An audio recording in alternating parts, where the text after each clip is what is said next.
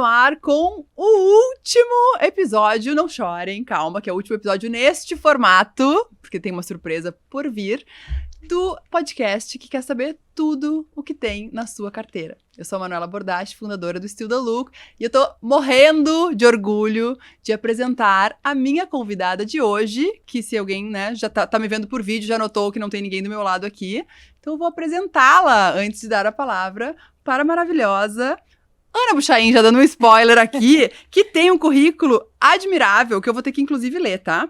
A Ana é vice-presidente da B3, construiu a carreira em instituições financeiras como Santander, Citibank, ABN AMRO e é formada em administração de empresas com especialização e gerência da mudança pela Chicago Booth School of Business e ainda tem formação em psicanálise pelo Centro de Estudos Psicanalíticos. Uau, Ana, seja muito bem-vinda agora do lado de lá da bancada. Ai, Manu, que responsa, porque a gente teve tanta gente legal aqui e tantas histórias e tantas mulheres, inclusive você, que assim, eu tô sentindo o peso das gigantes aqui no meu ombro. Pra fechar com chave de ouro, né, Ana? Porque olha, foi cada feedback incrível que a gente foi recebendo ao longo dessa temporada e todo mundo quer te conhecer mais. Então agora, ó, chegou a chance de todo mundo conhecer mais. Quem é Ana Buchain, que eu já não preciso nem te dizer como é que a gente vai começar a nossa conversa, que tu já sabe bem, né? Eu sei bem. Lá dos primórdios, então pode nos contar da tua primeira lembrança com dinheiro, a tua relação familiar, e aí a gente vai puxando a história toda. Legal, Manu. Então eu vou começar contando dos meus pais. Eu sempre, quando falo de mim, eu falo deles, eu tenho o maior orgulho da história deles.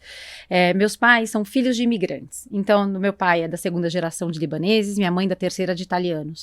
Então, da minha mãe, família italiana mesmo, todo mundo grita, toda aquela coisa em volta da mesa. E era uma família muito pobre e que foi encontrando, através do trabalho e da educação, uma ascensão. A família do meu pai era uma família de comerciantes também e com muitos altos e baixos, às vezes tinha dinheiro, às vezes não tinha dinheiro, mas muito centrada no comércio. E meu pai é um homem surdo, Manu, e eu gosto muito de contar essa história, porque isso é um traço que acontece na nossa família. Então o meu pai, o meu irmão e minha sobrinha são surdos, e eles são surdos e eles são pessoas incríveis, e não tem um mais aí no meio, e a gente sempre coloca um mais quando você fala isso, né? E meu pai trabalhou, e ele estudou, e ele e minha mãe se casaram, então vieram para São Paulo, saíram do interior lá de Assis e Cândido Mota, que é o oeste paulista. Se alguém for olhar no mapa ali, já fica bem pertinho do Paraná. E eles vieram para São Paulo para trabalhar e para, né, fazer uma vida. E para tentar sair dessa história, de uma história de muita luta e de construção mesmo de patrimônio. E minha mãe era professora do estado, então minha mãe dava aula de história aqui, no estado de São Paulo, e o meu pai, ele era um consultor de qualidade industrial e foi por muito tempo e se aposentou há um tempo atrás, e que ele conseguiu entrar e fazer isso porque ele jogava futebol muito bem. Então são essas coisas que a vida faz e que criam oportunidades pra gente. E os dois trouxeram pra nossa família, então somos 3 irmãos, que o estudo é de fato, e a educação é o caminho para fazer qualquer coisa nessa vida. E é muito louco porque isso permeia a minha vida inteira até a função que eu faço hoje. Porque uma das cadeiras que eu tenho aqui dentro da B3 é trabalhar com investimento social privado. E a gente faz isso acreditando que a gente vai reduzir a desigualdade social através da educação. Então é legal, por isso que eu gastei tempo para falar, porque uma coisa que é um fundamento, uma crença, um valor que é da minha família, hoje é também alguma coisa que eu me dedico também para devolver para a sociedade. Então, somos 3 irmãos, a Juliana, eu e o André. Juliana já pertinho de mim, o André nasceu bem depois da gente, então 6 anos e meio depois de mim, 9 depois da Ju, e em que tudo girava em relação ao estudo. Então, meus pais nunca tiveram muito dinheiro, e algumas vezes, porque o fato do meu pai ser consultor, às vezes entrava muito dinheiro, às vezes não tinha nada de consultoria. A gente também viveu momentos em que tinha muito dinheiro e não tinha nada. E muito dinheiro, eu digo, não era uma coisa exuberante, mas a gente sentia que dava para trocar um carro, dava para fazer alguma coisa, e quando não tinha, não tinha mesmo. E aí ficava pulando dívida de um lado para o outro. E a gente nasceu com essa sensação de que tinha que estudar e trabalhar e ser muito responsável pelo que se fazia. E que às vezes dava e às vezes não dava. E a vida era assim. Eu tenho 45 anos agora, então eu passei por uma época de hiperinflação no Brasil. Então eu lembro muito da sensação da gente ir ao supermercado quando caía o dinheiro, o salário da minha mãe, ou pagava, algum consultor pagava meu pai, alguma consultoria, e da gente correndo para o supermercado e comprando muita coisa e depois estocando. E a gente fazendo isso porque no dia seguinte... Aumentava o preço. Né? Aumentava o preço e perdia poder de compra. Então eu tenho essa memória muito viva de trabalhar, tentar acumular, tentar comprar alguma coisa. E aí, fazendo um pequeno parênteses, né, isso é muito a mentalidade do brasileiro. É assim, putz, eu compro, pago como dá, mas a gente esquece que tem uma função muito importante econômica, que é a poupança. E não a poupança em si, a caderneta de poupança, mas a poupança economista, né, de fazer economia. As pessoas não viam isso, meus pais não viam isso na época. Então, para os meus pais era normal abrir, tomar uma dívida para comprar um carro, para trocar alguma coisa, mas às vezes sem saber como ia pagar. Então, meu pai falava, não, em abril vai tudo melhorar. Em abril tudo vai melhorar. Porque as consultorias paravam em algum tempo e retomavam depois as férias e carnaval, e em abril ele ia receber.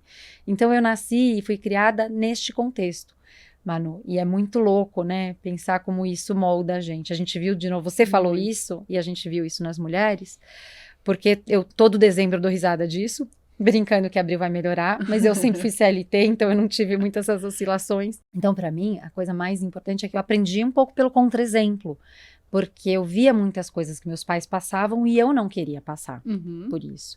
E aí acho que tem duas marcas, né? Uma ainda na infância e adolescência e outra um pouco no começo da vida adulta, que foi quando meu pai teve que parar de trabalhar.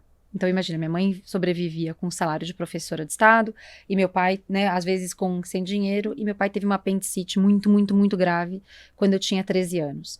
E meu pai ficou internado num hospital, que é um de referência de São Paulo, que foi o Hospital Sírio-Libanês, mas a gente não tinha dinheiro para pagar o sírio, porque era muito caro e o plano de saúde não cobria. E eu lembro do médico falando para minha mãe, então assim, Rita, se você quiser deixar o Zezo aqui, você vai ter que pagar, senão teu marido vai morrer. E eu lembro dos contornos que minha mãe tinha que fazer para tentar ver como a gente ia conseguir o dinheiro com amigos e parentes para poder pagar aquilo numa situação de vida ou morte, que era a situação do meu pai. E essa é a situação de muita gente, né, Manu, aqui no Brasil. Total, e eu acho que é importante a gente falar isso, porque às vezes quando a gente pensa em reserva de emergência, a gente passa tudo na nossa cabeça e acaba não passando saúde, né? Exato. Então é bem importante a gente trazer esse ponto. Muito, muito, Manu. E eu lembro do desespero da minha mãe. Por sorte deu tudo certo, meu pai se recuperou, mas as dívidas ficaram. Então, eu lembro desta marca de, com 13 anos, lembrar desse peso. De tipo, puta, a gente precisa trabalhar, e a gente precisa economizar, e a gente precisa cuidar, e precisa pagar a escola. Então, de ser muito, muito, muito, muito certinha e conservadora. E eu sou assim até hoje, sabe, Manu? E teus irmãos, tu acha que pegaram... né, a gente tem impactos diferentes, obviamente, mesmo às vezes passando pela mesma história, mas eles tinham também idades diferentes. Tu sente que pra eles também foi dessa forma? Pra minha irmã, com certeza. A minha irmã, então, era um pouquinho mais velha. Eu acho que ela pegou muito da responsabilidade pra ela. Minha irmã é uma líder maravilhosa, uma executiva maravilhosa. Eu tenho o maior orgulho dela. E ela foi quem me ajudou no outro acidente do meu pai, lá na frente. Então, ela carregou muito dessa responsabilidade. Acho que a minha irmã envelheceu e amadureceu muito precocemente. Sim. Manu, talvez um pouco como a tua história. E meu irmão era muito novo. Então, eu acho que ele ainda nem entendia. Sim, não tinha essa consciência. Mas depois, na vida, nós três entendemos isso. Tanto que os três trabalham no mercado financeiro. É muito, Olha, muito maluco. Loucura, Enfim, então essa foi a casa. Mas ainda que tivesse tudo isso, mano, foi uma casa muito feliz, assim, de muito amor e muita educação. E tem um outro traço de valor que pra mim é muito importante e que meu pai e minha mãe colocaram muito na cabeça. Primeiro, que não existe trabalho pequeno. Então, que a gente pode trabalhar e que a gente pode fazer e que a gente tem força de trabalho para sair de qualquer situação. E depois que mulher nunca pode depender de homem. E que aí a gente pode tratar no psicólogo e isso, falar de outras maneiras. Mas meu pai se referia muito a isso por uma questão de que as mulheres se separavam e elas não tinham, depois elas já tinham aberto mão dos seus trabalhos, das suas histórias, das suas carreiras. E que aí elas ficavam na rua da amargura. Então, e que é a realidade, né? Muitas vezes, olha quantas mulheres a gente falou aqui e muitas trouxeram exemplos, né? Muito. Ou de estar numa família, enfim, em que a pessoa é completamente dependente do pai, ou depois do marido. Então, isso pra mim foi uma questão muito forte na minha construção como indivíduo. Você começou a trabalhar com quantos anos, Ana? Eu comecei a trabalhar com 18 anos, Manu. E eu fiz todo o período da escola. Já no terceiro colegial, eu fazia um pouco de tudo. Também tem uma outra coisa que é um traço na minha história, é que eu sempre tenho plano A, B, C, D, e eu começo a fazer muitas coisas ao mesmo tempo, porque eu tenho, acho que, tanto medo de perder as coisas, e eu fiquei refletindo depois que a gente falou de não ter opção, que eu sempre crio muitas opções na minha história. E aí, durante o terceiro colegial, eu já comecei a ajudar meu pai com muitas traduções. Eu falava muito bem inglês na época, ainda falo hoje. Então, meu pai fazia dava muito curso para empresas dos Estados Unidos, e eu traduzia esses materiais para cá. E assim que eu passei na faculdade, e aí é uma história meio engraçada, porque no meio do terceiro colegial eu passei na GV. A GV é uma faculdade de administração super renomada aqui em São Paulo, mas era muito cara. Sim. E eu tinha certeza que eu ia passar na GV direto e que eu não passaria na USP, que é uma faculdade gratuita, que é uma faculdade pública. Eu não passei na GV nem para a segunda fase no final do ano, e eu passei na USP, porque eu escrevi uma puta de uma redação, consegui subir minha nota média e entrei na USP. E ainda bem, Manu, porque o que acontece? Logo quando eu entro, então a USP começava em aulas em março, meu pai sofre um puta de um acidente no Rio Grande do Sul, também dando curso, e meu pai fica imobilizado por 6 meses, ele chegou a fraturar a vértebra, é uma história longa, enfim, meio trágica, mas deu tudo certo, papai tá vivo até hoje, mas, de novo, acabou o dinheiro por 6 meses, e a gente se lascou, e eu não teria a menor condição de pagar uma faculdade privada, e eu comecei a trabalhar logo na sequência. E aí, durante o período inteiro da faculdade, eu trabalhei, Manu.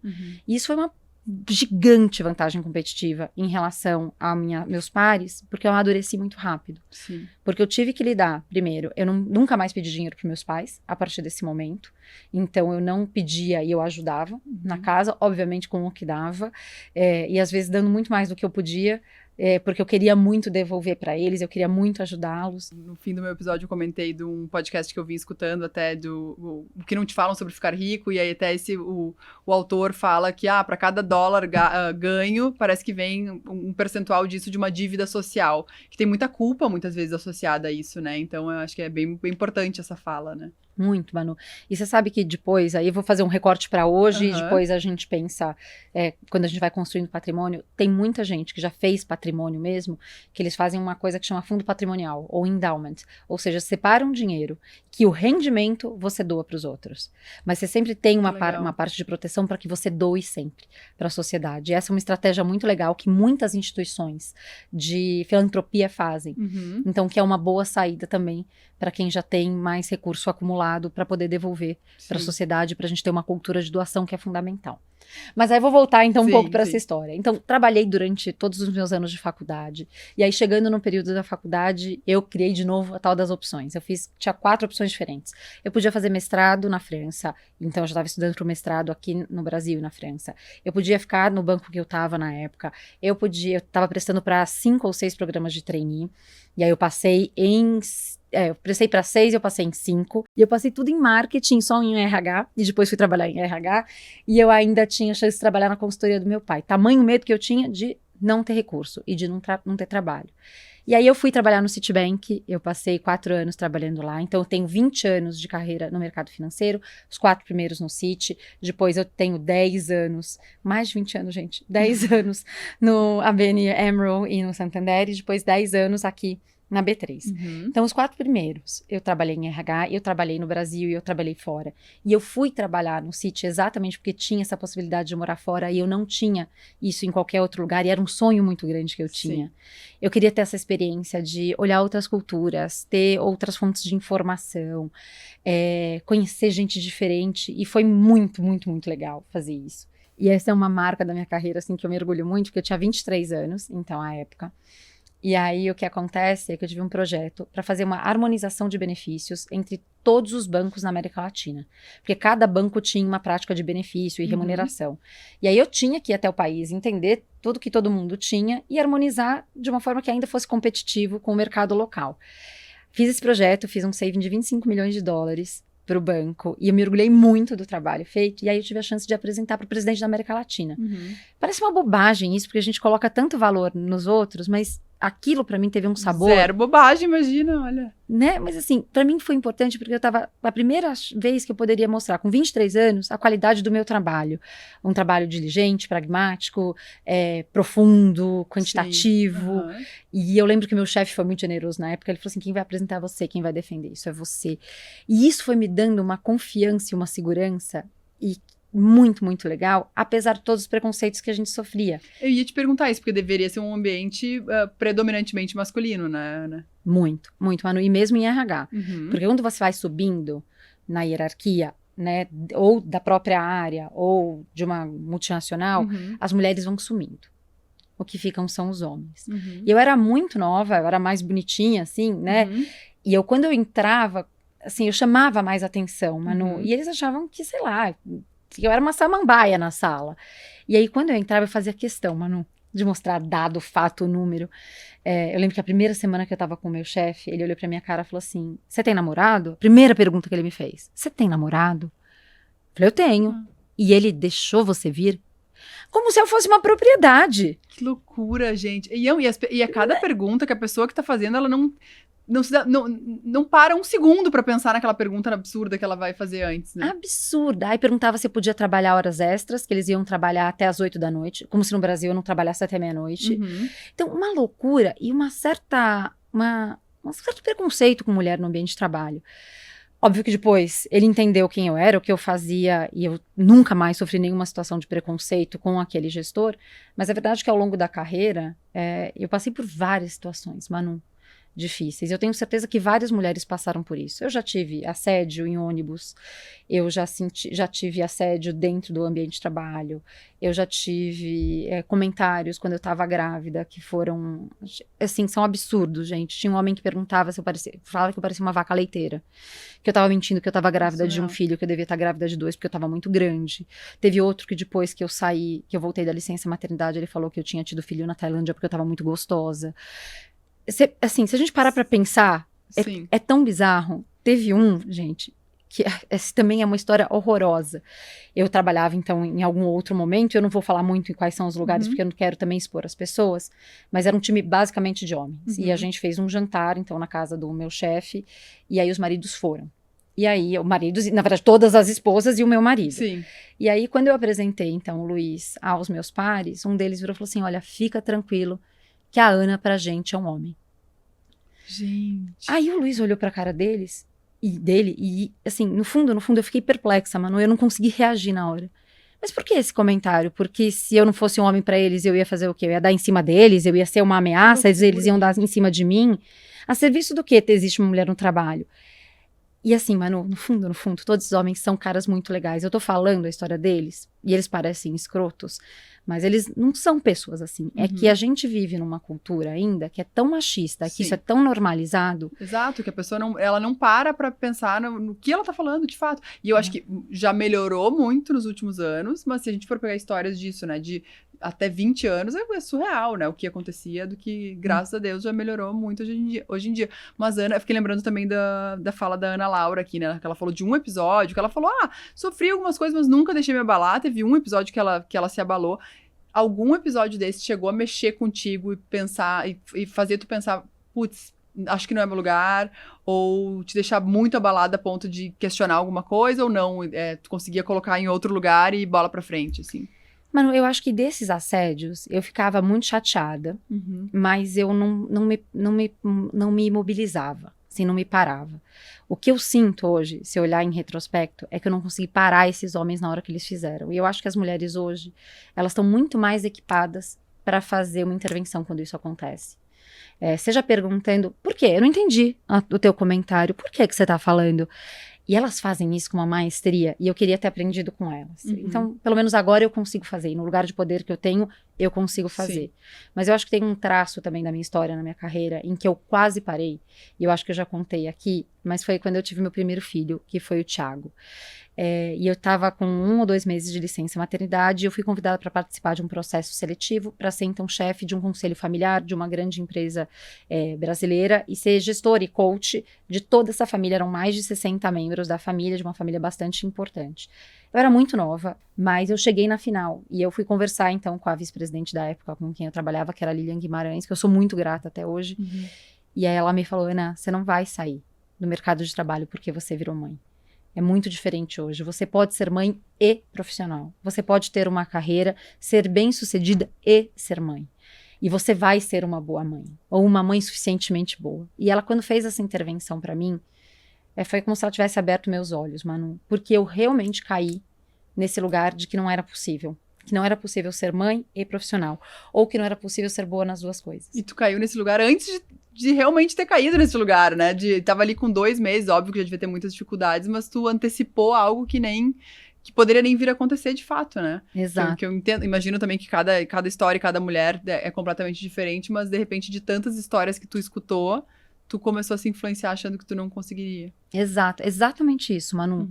Porque eu tinha tanto medo de eventualmente ser uma péssima mãe para o Thiago, ou faltar, ou ser uma péssima profissional e que isso manchasse a minha carreira até então. Eu sempre gostei de deixar minha assinatura nas coisas, mas eu trabalho tanto, me dedico tanto para mudar o patamar, e eu tinha medo de perder essa minha assinatura. Sim. Então eu acho que essa foi uma questão que atravessa a vida feminina, que quase me parou. E eu precisei de um olhar de uma outra mulher para poder vir. E foi um olhar muito generoso dela naquele momento. E ela fez isso em vários momentos da minha carreira, e eu sou muito grata por ela, e eu tento fazer isso com todas as mulheres que estão na minha vida. Porque eu acho que a gente tem essa função, principalmente numa função que eu tenho, que é uma função importante, que é uma função que eu tenho poder, que eu tenho meus privilégios, e eu consigo, então, mobilizar para uma sociedade que é mais igualitária. Né? Sim, e é diferente isso vir de uma mulher, porque um homem nunca pensaria sobre, para ele poder falar, né, intervir dessa maneira. Exato. Exato. Ai, demais. Ana, mas você falou do teu marido, a gente não falou na história em que momento vocês se conheceram e quando, né, há quanto tempo vocês estão juntos? Olha, a gente tá junto, ano que vem vai fazer 25 anos. A gente se conheceu na faculdade, e a gente começou a namorar em 99, a gente namorou 6 anos e meio, e depois a gente casou, então a gente tá casado. Então esse ano a gente fez 18 anos, ano que vem 19. Sim, que o período que você estava em Miami, ele deixou tu ir pra Miami, né? Deixou ir pra Miami. Ah, é muito bom, gente. É muito louco, Manu. Alguém pergunta isso, e todo mundo pergunta, nossa, mas teu marido, tipo, deixa você fazer as coisas? Mas teu marido deixa você estudar fora? Gente, meu marido não deixa nada, coitado. Assim, não deixa nada. E o Luiz é muito parceiro. E eu acho que isso talvez tenha sido uma das coisas mais legais que a gente tem de parceria. Porque, enfim, a gente namorou esse tempo inteiro. Ele morou fora quando a gente namorava, eu morei fora. A gente terminou um tempo, a gente experimentou um pouco a vida separado. Depois a gente decidiu que era melhor a gente ficar junto, que a gente fazia uma boa dupla. E a verdade é que a gente é mesmo uma boa dupla. E eu percebo isso muito na criação dos nossos filhos, nos valores que a gente passa para eles. Então, tanto eu quanto ele também conseguimos ascender de classe social através do estudo e do trabalho, assim como foi a história dos meus pais e dos pais deles. Mas a gente tem muito claro pra gente que as crianças precisam trabalhar, se educar e fazer o deles, independente do nosso. Para que eles também sejam adultos melhores para um mundo melhor. Então, isso para a gente passa por traços de ajudá-los a se educar no esporte, a se educar numa boa escola, a entregar de volta para a sociedade, a entender que existe um entorno e que eles têm que participar disso. Então, nessa hora que você olha e fala assim, putz, o casamento pode ser difícil? Pode. Ele tem altos e baixos o tempo inteiro, Manu. Tem horas que você tem certeza que você vai matar outra pessoa. Você fala assim, eu não aguento mais, eu não quero mais essa pessoa do meu lado. E a pandemia foi uma prova para todo mundo. Mas tem outros momentos que, assim, na hora do vai ou racha, que você fala assim, puta, eu tenho um parceiro aqui que é uma sociedade mesmo. Nós decidimos aqui, então, ter 2 filhos, nós decidimos criar 2 indivíduos, e essa escolha foi uma escolha muito de desenvolver essa família. Então é legal olhar em retrospecto. E é demais ia falar sobre isso, porque até esses dias uma menina me escreveu e eu cheguei a te comentar, né, Ana? Ela falou, agora vendo tudo sobre o meu casamento, ela falou, eu tô muito feliz em ver a Manu lá do pessoa física também, né, tu te mostrando tão feliz, porque eu fico vendo a Manu empreendedora, e é muito legal a gente ver que dá pra ter tudo. E eu acho que é muito legal você falar isso também, e abrir a tua vida pessoal também, porque a gente fica falando aqui sobre trabalho, e óbvio que cada vida é uma vida, cada contexto é um contexto, mas a gente pode sim buscar ser feliz na vida pessoal, na vida profissional, e entender como que isso se encaixa pra gente, assim. Então acho que o mais legal, né, uma das coisas mais legais desse programa tem sido entender vários lados, assim, de cada mulher que senta aqui, né? Exato. E acho que é exatamente isso, mano. Não existe uma fórmula que sirva para todo mundo. A gente viu mulheres que tomaram a decisão de não casar, outras que tomaram a decisão de não ter filhos, outras que tiveram um filho muito cedo e que tiveram que aprender com a maternidade. E tudo vale, né? Todas as escolhas são válidas. Exatamente. Eu acho que é isso. Quando a gente tem referência, a gente sabe que aquilo é possível, né? Porque a gente falou muito isso também no episódio da Thay.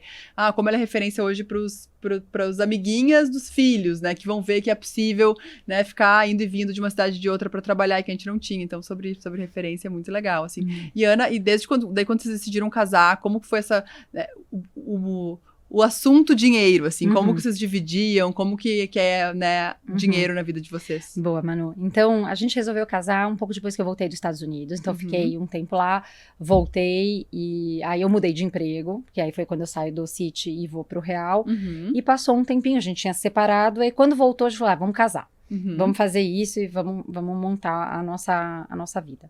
A gente tomou uma decisão de casar em comunhão parcial de bens, que hoje é uma decisão que eu me arrependo. Uhum. É engraçado isso, mas na época a gente não falava disso. A gente tinha muito medo de Sim. falar. Mas a gente casou em comunhão parcial de bens, até porque a Ou gente não poderiam tinha muita falar coisa. aquilo que a gente falou até no meu episódio ali, né? Tem muita gente que fala de separação total de bens, então é porque não se ama. Ou devia ter de tudo, assim, né? Mas cada De vez mais a gente tudo. pelo menos consegue ouvir bons conselhos. Exato. E, Manu, você sabe o que acontece? Eu não conseguia ver o que ia ser da minha vida. Eu não conseguia nem projetar.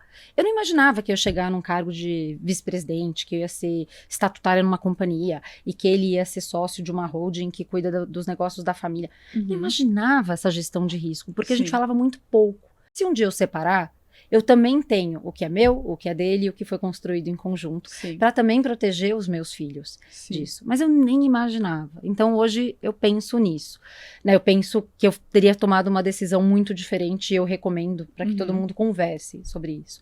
Mas acho que talvez as conversas foram se dando muito naturalmente, enquanto a gente foi construindo patrimônio. Em algum momento eu comecei a trazer mais dinheiro para a mesa do que ele. E isso foi um momento difícil para mim. Principalmente quando ele então saiu do emprego que ele estava há 18 anos. Ele fez a carreira a vida inteira num banco e chegou um momento ele foi demitido e ele não quis voltar para o mercado financeiro porque ele falou assim, eu tive um burnout, não é para mim, não tô mais afim.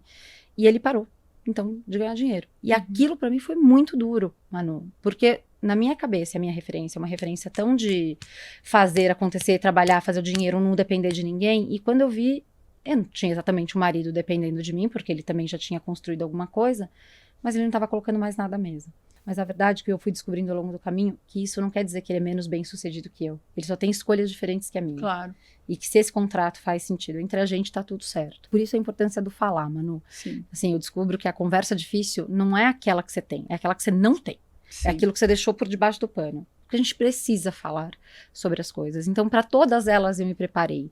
E dá para ter conversa, assim, com gentileza. É assim que a conversa do dinheiro atravessa a família, sabe? Com muita clareza, com muita franqueza. Então, acho que uma dica importante que ajudou muito pra gente no nosso casamento, e essa foi uma decisão nossa, mas que pra mim funcionou, de repente não funciona pra todo mundo, é que cada um tem seu cartão e cada um tem suas compras e seus gastos. Como os dois trabalham, ainda que seja assimétrico, cada um gasta no que quer. E eu não fico olhando se ele gastou com peça de bicicleta ou com churrasco com os amigos. E ele não fica olhando se eu fui no cabeleireiro, ou comprei Sim. uma roupa, ou comprei um livro. E esta separação para a gente foi muito importante. Eu sei que isso não é verdade em todas as famílias, que tem muita gente ainda que fica, sei lá, escondendo a compra para não mostrar Sim. para o marido, ou pagando à vista para não deixar ver. Mas para a gente funcionou muito bem. Então essa certa separação, né, embora a gente seja casado com comunhão de bens, Sim. essa separação das contas, ela nos ajuda a ter a nossa individualidade. Então essa foi uma coisa que funcionou e que, de repente, se você precisar de individualidade, eu sugiro Perfeito. essa dica também. Perfeito. E Ana, um ponto que eu queria muito que tu trouxesse, que tu já falou num episódio aqui, e aí quando a gente vai falar sobre criação de filhos, né, que vocês têm 2 filhos, Pontos Receba. Queremos saber tudo sobre o Pontos Receba, vocês vão descobrir agora o que é o Pontos Receba, mas de uma maneira geral, assim, como que vocês educam os filhos de vocês, falam sobre dinheiro, imagino que ainda os dois, né, tendo vindo do mercado financeiro, deva acontecer muito essa conversa. Eles têm uma rotina para seguir e eles têm tarefas para fazer. E na pandemia isso ficou ainda mais forte. Porque a gente tem ajuda em casa, tem 2 mulheres, eu já falei, a Ana e a Ivanete, que trabalham em casa e que são maravilhosas, elas são minhas sócias, elas educam os meninos comigo, mas durante a pandemia elas não estavam com a gente. Sim. E aí, o que a gente fez para não ficar tudo comigo sobrecarregado, a gente dividiu tarefa. E aí eu tive uma conversa muito séria com o Luiz. Luiz, a gente precisa redividir a tarefa entre a gente. E os meninos vão entrar no jogo. Eles já tinham pequenas tarefas, então, tipo, arrumar a cama, ler livro, fazer o Kumon, porque eles fazem Kumon desde pequenininhos, fazer o esporte. Mas aí a gente resolveu, de alguma forma, remunerar ou, de alguma forma, dar um demérito ou penalizá-los quando eles não fizessem alguma coisa. E aí tem o Luva de Pedreiro, que é alguém que os meninos assistem, que é um influenciador, que ele, na verdade, é um jovem que faz piada e que ele fala, receba, receba em nome de Jesus, receba. E ele é o máximo, e ele também tem uma história de dinheiro muito curiosa, porque passaram a perna nele, ele teve que se recuperar com grana, mas o ponto é que ele fala o tal do receba. E aí, já que os meninos tinham lista de tarefa, todo mundo tem tarefa, todo mundo tem responsabilidade, todo mundo tem atividade, que tal se a gente pontuasse e eles ganhassem bonificação quando eles fizessem e cumprissem o combinado, ou fossem penalizados quando eles não recebessem. Muito bem. Então, o que a gente fez? Fez um esquema. Os dois recebem mesada, eles têm um cartão de crédito que é para criança, então tem as continhas deles abertas. Eles podem usar a mesada deles com gastos que a gente fala que são supérfluos. Que são supérfluos? Por exemplo, um lanche da tarde no clube. Porque pode levar lanche de casa. Se quiser não gastar e comer o lanche de casa, pode comer. Mas se prefere comer uma esfirra da cantina do clube, vai pagar do bolso. Quer tomar um suco ao invés de levar? Vai pagar do próprio bolso. Eles tiram da mesada. Não quer levar o lanche do recreio de casa? Vai pagar de casa. Quer comprar uma camiseta de futebol? Junta e paga com a mesada. Então esse é o dinheiro da mesada, que são supérfluos. Se eles atrasam para ficar pronto, perdem um receba. Cada receba são R$2. Se eles estão prontos... General Ana, em casa.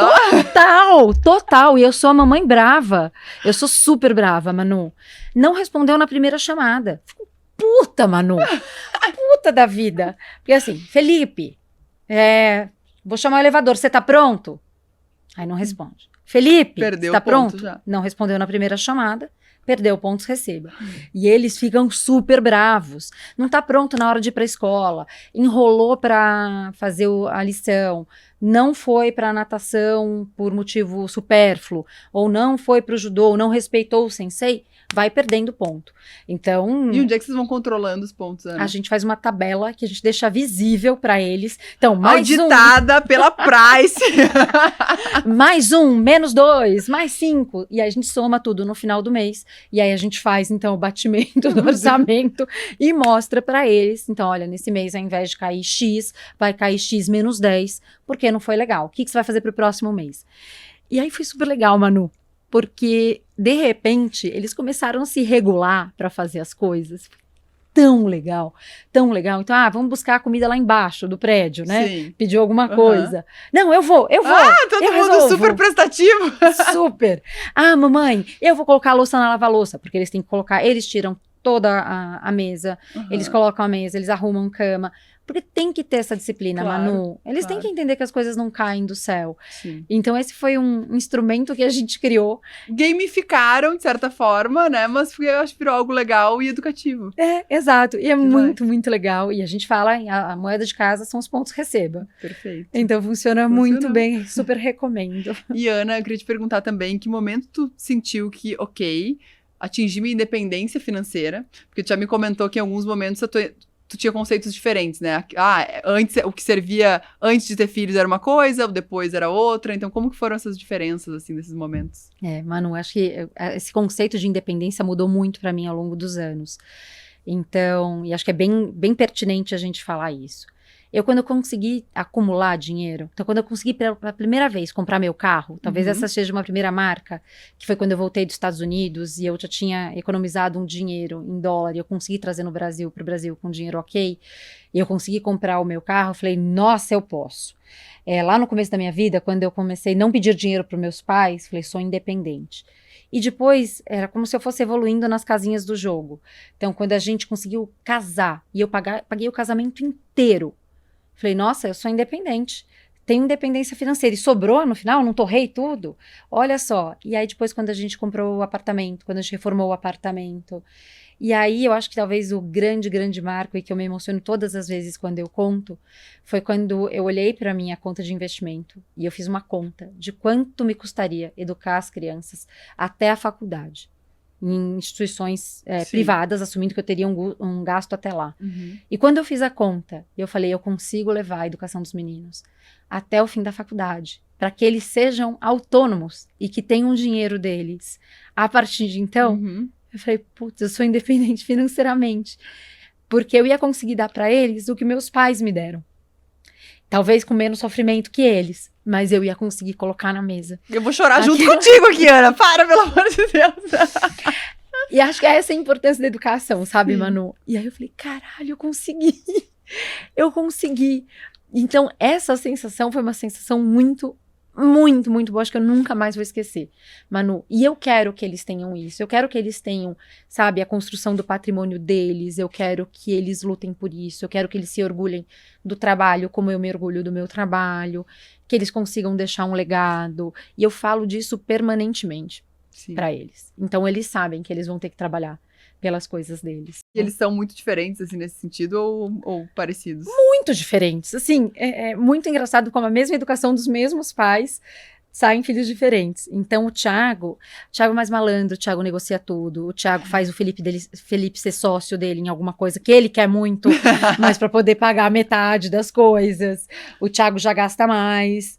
O Felipe não, o Felipe é super poupador, é super mão de vaca, não quer gastar.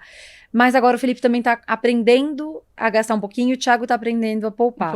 Mas são personalidades diferentes. Sim. O Tia é mais lorde, mais tranquilo, mais negociador, e o Felipe é uma espoleta. E Ana, a gente falou antes aqui também, né, nos bastidores, sobre hoje ter uma geração sanduíche, né, que é muitas pessoas que cuidam não só dos filhos, mas também dos pais. E aí eu sei que também é um pouco do seu caso, queria que tu falasse um pouquinho sobre isso pra gente. Meus pais, eu contei um pouquinho da história deles.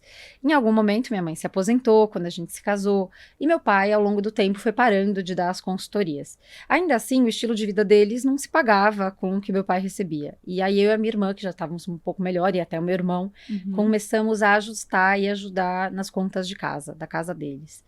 E aí, no começo, Manu, era uma coisa muito desorganizada, cada um pagava o que podia. Então, às vezes, paga um fogão, paga um sofá, paga uma conta, paga, sei lá, a parcela do carro. Em algum momento, a gente resolveu fazer uma intervenção e fazer uma estruturação dessas contas de casa, como se as contas deles fossem nossas. E aí, uma das coisas que a gente aprendeu que foram mais importantes aqui, a primeira coisa é assim, não dá o dinheiro, paga a conta. Então, ao invés de dar o dinheiro e depositar na conta do meu pai, a gente recolheu todas as contas e pagava. Por quê? Porque dessa forma a gente tinha certeza que aquela conta estava paga. Então, uma conta muito importante é o plano de saúde. Então, para garantir que eles tenham atendimento no hospital, se precisar, a gente paga o boleto do plano de saúde. E é inegociável. Sim. Não tem dúvida. Por mais que a gente esteja apertada, é inegociável, a gente paga, tá tudo certo. E a gente fez isso com todas as contas. A segunda coisa que foi uma decisão muito boa entre a gente, entre os irmãos, para não ter briga, foi escrever cada real que a gente gasta numa planilha. E por que que isso importa? Porque em algum momento, né, e todo mundo morre, Manu, e vai acontecer um momento que meus pais vão morrer. Então, se tiver um apartamento que esteja no nome deles e que passe pra gente, a divisão é igualitária em cima daquilo que a gente gastou. O combinado não é barato nem caro. Ninguém quer brigar com o irmão, mas a gente sabe como isso é comum das famílias brigarem por dinheiro.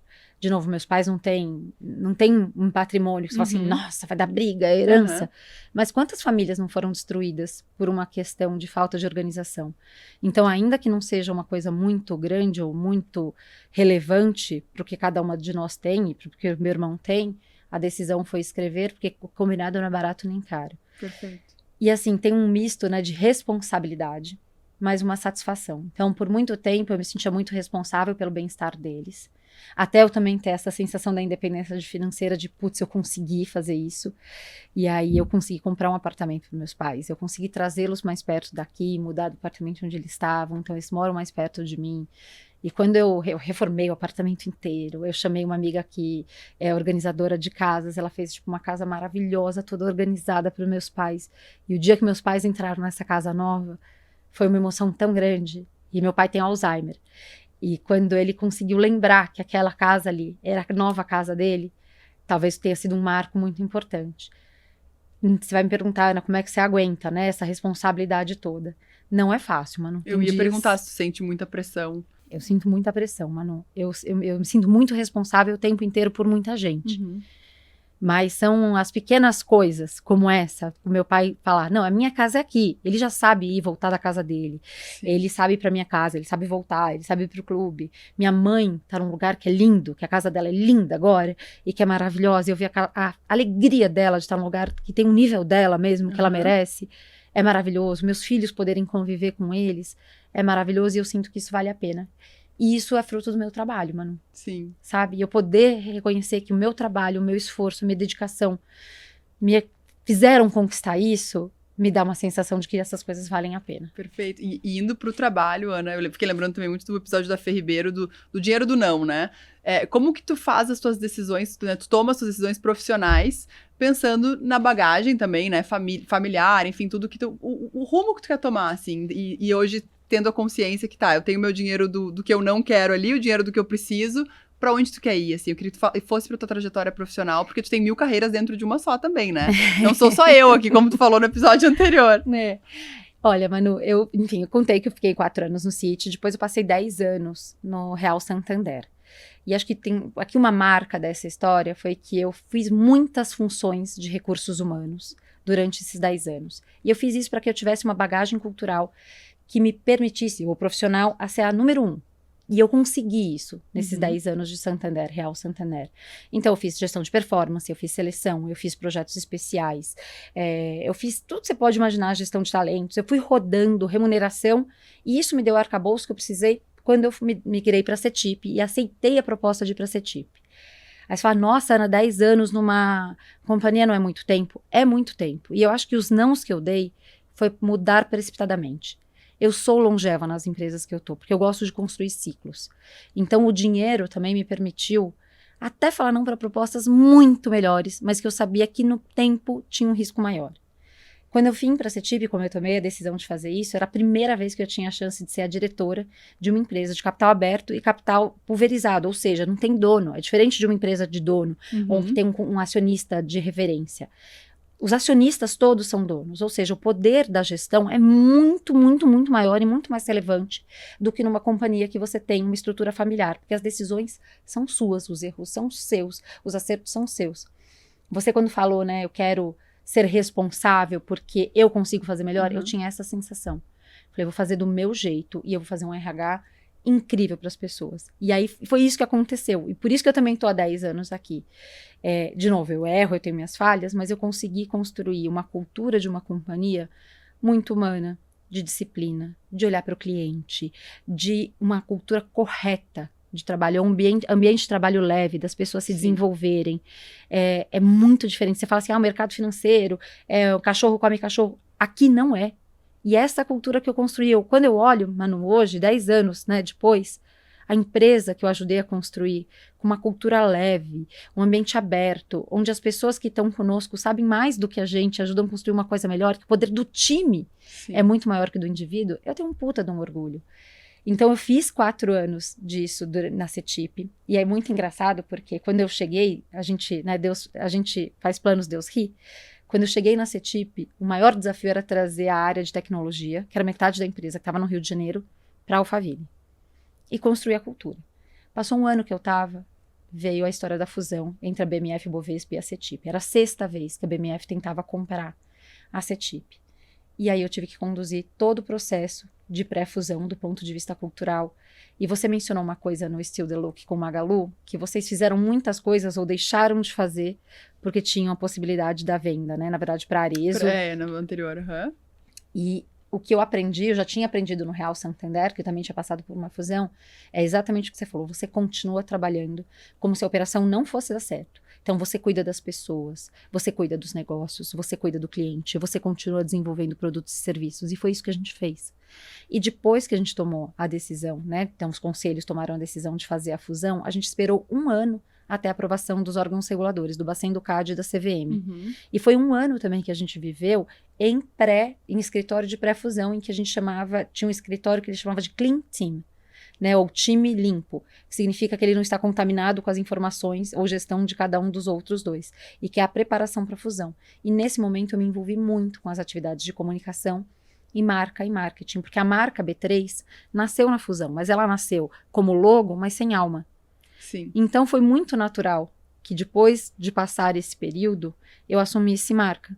E aí eu finalmente consegui realizar aquele meu sonho lá da época de trainee. Porque lembra que eu tinha prestado só para marketing e fui trabalhar para RH? Nossa, voltou a história, fechou o círculo. Nossa, e Ana, te ouvindo agora, faz muito sentido, porque a marca, ela é uma pessoa, né? Então, assim, ela tem alma. E eu nunca tinha parado para pensar nesse sentido.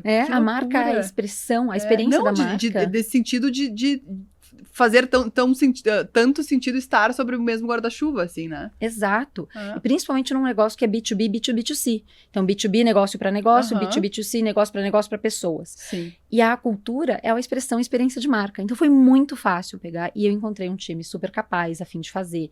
E a gente fez um trabalho muito forte de definir qual é o território de marca, quais são os lugares que a nossa marca tá, com quem a gente fala, de transformar essa marca numa marca muito jovem, de mudar a experiência dentro dos prédios. A gente reformou todos os prédios. Então, as pessoas não fazem ideia que elas vão encontrar na Bolsa um ambiente tão leve, tão aberto, tão Sim. jovem como é aqui. E, aliás, não só tão jovem, mas um ambiente multigeracional, porque a gente tem muita gente que é 50 a mais, que trabalha aqui e que traz muito valor à mesa. Mas é uma empresa muito aberta, você é quem você é aqui dentro. E aí passou um tempo e, de novo, nada mais natural do que trazer comunicação para cá, e tive que aprender um monte, como que se faz imprensa, como se faz redes, como se faz comunicação em crise, como faz comunicação institucional e sustentabilidade. Que foi uma coisa que permeou a minha carreira a vida inteira, mas eu nunca tinha trabalhado com ou liderado a pauta. E aí eu tive a sorte, e aliás a competência de formar times muito bons. Aliás, essa é a minha competência, é a minha fórmula mágica. Maravilhosa. Ela me dá várias dicas aqui de como dar feedback, tudo eu pergunto pra Ana. Mas meus times são muito bons, Manu. Eu seleciono gente muito melhor que eu, as pessoas são muito capazes. E trabalhar com sustentabilidade foi uma paixão, porque não existe mais fazer negócios olhando só o acionista. Eu acho que a gente já falou isso em algum momento. Sim. E acho que a Patty, né, quando ela fala da Simple, ela fala muito disso, de você servir a uma sociedade, a seu cliente, a seu acionista, aos seus funcionários. E o ESG trata disso, de como você faz a governança para dentro e para fora da companhia. E a B3 tem um papel de indução muito forte, Manu, que é esse papel de contar para as empresas e puxar a barra e levantar a barra para as outras. E, Manu, isso sou eu. Eu sou essa pessoa da disciplina, da barra alta, de fazer. Então, é louco, né? Porque a vida profissional e a pessoal misturam, mas é daí que eu tenho esse orgulho. E eu acho que tudo que eu tô passando aqui, e esse assumir novas cadeiras, e até assumir investimento social privado, e que para mim foi é a joia da coroa, porque é quando a alma, né, se junta ao profissional, que é a hora que a gente devolve, e eu chamo todas as organizações a fazerem isso, a cuidarem do país que a gente está inserido.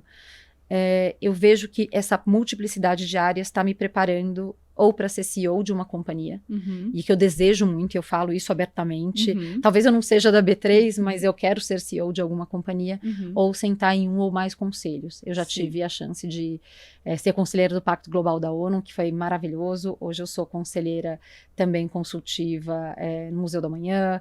Então eu tenho papéis diferentes em diferentes conselhos, e eu me alegro muito porque eu começo a ter uma visão muito mais ampla. Então se antes eu olhava RH, depois eu olho a empresa, depois eu olho empresas e sociedade. E eu acho que é uma gestão feminina, que é uma forma muito diferente de fazer negócio do que a gente vê. E por estar na B3, acaba acompanhando muito de perto todas as empresas que são listadas também, né, Ana? Muito. Então, até queria que tu falasse um pouquinho sobre isso, porque, de fato, enquanto, né, cada empresa, lógico que muitas vezes olha os seus concorrentes, ou olha o seu mercado, aqui vocês estão lidando com todos os mercados, né? De absolutamente todas as empresas que estão listadas. Então, como que é para ti esse tipo de acompanhamento, assim? Porque, e entender, né, o que impacta a cultura de cada empresa, né? E tem, acho que, vários índices da B3 que vocês medem também. Eu acho que é legal trazer isso também, né? Eu acho que tem muitos ângulos aqui nessa tua pergunta, Manuela, é muito legal. Porque a gente não se dá conta. Quando a gente está inserido num segmento, parece que a gente fica míope pros demais. Mas na Bolsa é impossível, exatamente o que você falou. Até porque a gente tem um trabalho de relação com os emissores, que são as empresas listadas aqui, mas também com os investidores, pessoa física, os institucionais, as assets, os bancos. Então você tem um mundo inteiro muito mais complexo. E aí, se, por exemplo, acontece alguma coisa com uma empresa de mineração, como isso impacta o mercado? O que acontece? Se isso é uma notícia boa, como o mercado se comporta? Se for uma notícia ruim, o que passa? Que práticas de gestão que essas companhias têm, que são exemplares, e que você olha e fala, nossa, quero ser que nem ela. E que práticas são aquelas que você tem que melhorar o sistema e o entorno para que todo mundo, para que o sistema melhore. Então, para mim, isso é muito, muito, muito, muito rico. E me deu uma outra amplitude gerencial. E a gente troca muito com essas empresas. Porque, de novo, ninguém precisa fazer sozinho, né, Manu? Sim. Você pode aprender com elas. E a gente é muito um hub nesse lugar que a gente está. Então, isso para mim é muito bacana. E eu me interessei muito mais por negócios depois de entrar aqui na Bolsa. E tem muita empresa muito bacana no Brasil. Muita, e que faz coisas que fazem incríveis. E tem empresas, e essa é uma outra coisa legal de ação, Manu, às vezes o valor da empresa, da ação da empresa, não reflete o trabalho todo que a gestão está fazendo. Porque as ações têm um componente racional, o valor da ação. Porque às vezes você está fazendo tudo certo, mas o mercado não comprou a tese ou não entendeu, ou tem alguém que fala, influencia e o valor da ação cai. E a mesma coisa do contrário, uma ação está muito hypada, está muito bacana, porque todo mundo compra, acredita na tese, mas não tem fundamento. Por isso que é muito importante, no momento que a gente toma uma decisão de investimento, Conhecer a empresa, conhecer a gestão, conhecer os gestores. Porque daí você pode tomar uma decisão mais informada e não seguir um efeito manada. Acho que isso é uma coisa que se fala muito no mercado, que é o efeito manada, que é quando um vai, todo mundo vai atrás. Sim. Não vamos ser manada, gente. É isso. Perfeito, perfeito. E Ana, a gente tá quase chegando no fim, mas tem um ponto que eu quero muito trazer, e a gente falou um pouquinho antes aqui, eu falei, vou te perguntar disso que eu não tinha pensado, eu lembrei que alguém falou alguma coisa aqui antes que fez eu lembrar. Sobre esporte. Porque a Ana, gente, pra quem não sabe, assim, ó, ela acabou de trocar de faixa no judô, né? Ela pratica tudo, essa disciplina, ela vai muito além da vida profissional. Então eu queria falar, que tu falasse um pouquinho sobre isso, né? E como que tu vê essa interseção entre, na verdade, tudo é disciplina, né, Ana? Então, como que tu organiza teu dia, tua rotina, pra dar conta de tudo? Manu, você acabou de falar a resposta, é disciplina mesmo. Eu entendi que o esporte era muito importante para eu baixar um pouco minha ansiedade. Tá? E para eu ter uma qualidade e uma saúde melhor. Quando a gente é mais novo, talvez a gente não se dê conta de quanto o esporte é importante pra gente. Sim. Mas para mim tem essas duas funções, de me ajudar a manter a saúde e manter a sanidade mental mesmo, porque baixa a minha ansiedade. E aí, então, para você ter um efeito bacana, ele precisa ser um efeito cumulativo, quilômetro após quilômetro. E eu demorei muito tempo para achar os esportes que eu gostava. Então eu testei muita coisa diferente. Então eu corri muito, e na pandemia eu corri tanto que eu ganhei uma condromalácia patelar, mas não corro mais. E eu faço pilates, musculação e judô. E judô era uma paixão de infância que eu retomei. Eu tenho um horário para fazer ginástica todos os dias, eu faço todos os dias da semana. Eu faço das 7 às 8, todos os dias de manhã, e aos fins de semana é um pouco mais livre, porque depende da agenda dos meninos, porque às vezes os meninos jogam futebol, e eu faço no intervalo dos jogos deles, que eu gosto de ver. Mas pra mim, assim, não tem dia ruim. Eu tô cansada, eu vou. Eu tô triste, eu vou. Eu tô com sono, eu vou. Eu tô feliz, eu vou. Eu fui viajar, eu faço sozinha, porque isso me dá a energia que eu preciso pra seguir o dia. Da mesma forma que eu faço com a culinária, eu adoro cozinhar e eu faço isso com os meninos fazem comigo, então isso é uma ocasião. Da mesma forma que eu faço com a leitura, eu tenho um horário para ler, eu gosto muito de ler antes de dormir, então eu separo esses tempos e eu coloco metas para que eu faça essas coisas acontecerem e que no tempo me trazem bem-estar. Aliás, ler é uma forma de descansar para mim. Então eu coloco na minha agenda e eu priorizo. Sim. Quando os meninos eram menores, Manu, dentro da minha agenda tinha um horário que era dar banho nos meninos e ler para eles dormirem. Hoje eles não precisam mais de mim para fazer isso, mas o fim de semana é deles. Então, a gente tem que colocar na nossa agenda aquilo que é prioritário. E aí dá certo. Significa que todo dia eu consigo fazer o desafio do Pilates? Não.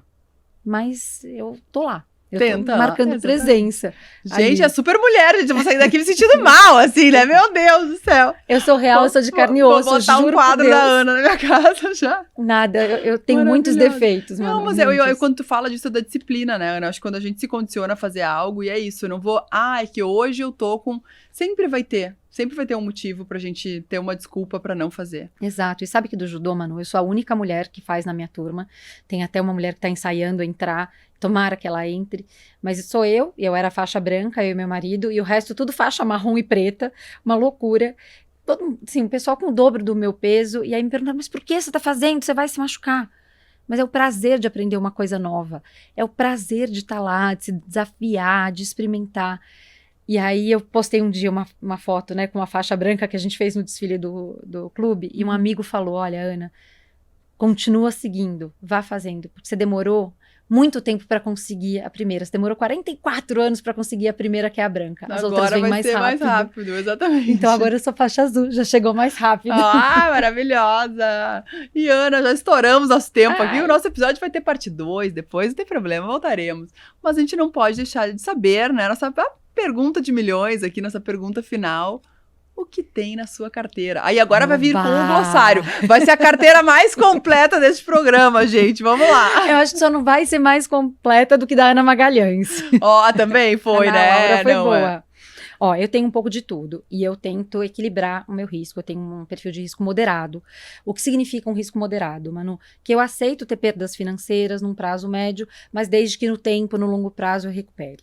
Então, eu tenho uma boa parte do meu patrimônio em ações e ações da B3, maravilhosa B3, que é onde eu trabalho, porque parte da minha remuneração como executiva vem em ações. Por que a gente faz isso?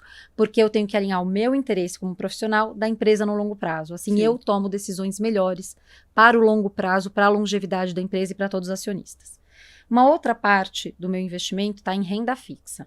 Renda fixa que está indexada ao CDI. Tá? CDI, taxa de juros básicas do país. Por quê? Porque eu gosto de ter uma sensação também de ir acompanhando e de proteção de patrimônio, mas eu também acompanho muito a abertura e fechamento dessas curvas ao longo do tempo. Então, se a taxa de juros está maior ou menor, qual é o momento de entrar? Então, também tenho muita letra do Tesouro, que é muito importante e que traz esse tipo de segurança. Porque quando você compra uma letra do Tesouro, você tem uma proteção a mais, porque quem está devendo para você é o Tesouro. Né? O Tesouro, no caso, o Tesouro Nacional, o país. Então, o risco é menor. Então, vocês vão escutar muitas vezes isso quando se fala, por exemplo, dos Estados Unidos. Ah, você tem um título, né, dos Estados Unidos que é super seguro. Então, por isso que quando mexe a taxa de juros nos Estados Unidos, mexe aqui, porque as pessoas preferem investir lá do que aqui. Então, tem algumas nuances assim, mas eu tenho todo o meu dinheiro aqui. Aliás, todo o meu dinheiro no país e que a gente faz lá fora. E aí eu tenho alguma coisa também em alguns fundos, também, porque eu acho que é uma proteção boa, e eu tenho LCI, LCA, CRI e CRA e debentures, porque são todos isentos de imposto de renda. E essa é uma coisa que as pessoas não se dão conta, Manu. Muitas vezes a gente olha quanto que aquele investimento vai te dar de retorno no tempo. Mas as pessoas não olham qual que é o imposto que elas vão pagar em cima daquele rendimento. E isso vale para investimento aqui no Brasil e no exterior. Fiquem atentos a isso, porque muitas vezes o tributo que você vai pagar come todo o rendimento que você vai ter. Por isso que eu gosto desses papéis que são incentivados. E aí, uma outra coisa que eu faço nesta hora é dividir o valor. Eu não coloco valores muito altos, porque se eu perder, por exemplo, uma debenture, ela paga ou não paga? Ou ela paga tudo ou ela não paga nada. Sim. Eu não coloco todo o meu dinheiro a risco, então eu diversifico. Essa diversificação é super boa e nem todo papel eu vou acertar, Manu. Eu acho que essa é outra coisa. A gente não tem medo de comprar uma blusa no shopping e falar, se ficar ruim, dane-se. Ou se eu dou para alguém, não serviu. E o investimento, gente, vai ser mais ou menos a mesma coisa. Não dá para ter a fantasia que você vai acertar 100% das vezes. E isso às vezes nos paralisa. Então, se eu puder dar uma dica para vocês, comecem a fazer investimentos. Façam o dinheiro que vocês têm, um dinheiro pequeno, diversifique, mas testem. Vocês não vão acertar tudo. Prometo que vocês não vão acertar tudo. Eu garanto, aliás, que vocês não vão acertar tudo. Mas a sensação que você tem de montar o seu portfólio e de olhar, vamos fazer aqui a analogia com as roupas, um guarda-roupa cheio de opção, algumas coisas te caem melhor, uma você usa só no longo prazo, outras você usa todo dia, que nem uma calça jeans, mas aquela composição geral te agrada e te dá o retorno que você quer, é a mesma coisa com investimento. Então não tenha medo de comprar uma coisa aqui ou acolá e diversificar. E eu cheguei a te comentar, eu comecei a investir comprando ações, então eu comprava algumas assim, de empresas que eu conhecia e era a maneira que eu tinha de começar a olhar. E aí umas eu ganhei um pouquinho, perdi, mas e não era um valor assim que se eu perdesse seria relevante, mas para justamente ir acompanhando, né, entendendo o que fazer, assim. Mas Ana, tem uma curiosidade, tem uma pergunta, tu já tomou, quando tu começou a investir lá atrás, enfim, já teve alguma decisão muito errada? Tomou uma decisão muito errada que tu possa compartilhar, assim? Manu, eu acho que muito errada não. Assim, porque eu tenho esse perfil mais moderado, mais conservador. Mas eu acho que talvez o erro foi, às vezes, permanecer demais numa posição. Sim. Eu poderia ter mexido mais. Talvez o grande erro foi ter ficado com medo no começo. Porque eu dependia... No começo, quando eu comecei a investir, eu achava que não era muito para mim. Então, eu só ficava no CDB. Só no CDB, porque era só aquilo e não sei o quê. E eu demorei para testar outros instrumentos para estudar, porque eu achava que era a ciência da NASA. Sim. E eu, por ser de uma área de pessoas, achava que eu não ia entender. Mas não é uma bobagem, porque no fundo, é tudo empréstimo de dinheiro. Sim. Ou você está investindo em alguém, porque você está emprestando para alguém, ou você está emprestando de alguém. É só isso. E você tem formas de trabalhar. Então, eu demorei para entender que tinha outros ativos no mundo. E depois que eu fiz isso, não parei nunca mais. Por isso que eu tenho uma carteira tão Com diversificada. muitas coisas. E eu aprendo, viu? Eu entro no site da B3, aliás, tem fichas de produto. Vai parecer um pouco chato, mas lembra disso. Ou você está emprestando ou tomando dinheiro emprestado. Você está emprestando para alguém ou tomando. Você vai ler o que é o produto. Você vai ler, o que é uma LCI? Nossa, é isso. O que é um fundo imobiliário? Nossa, é aquilo.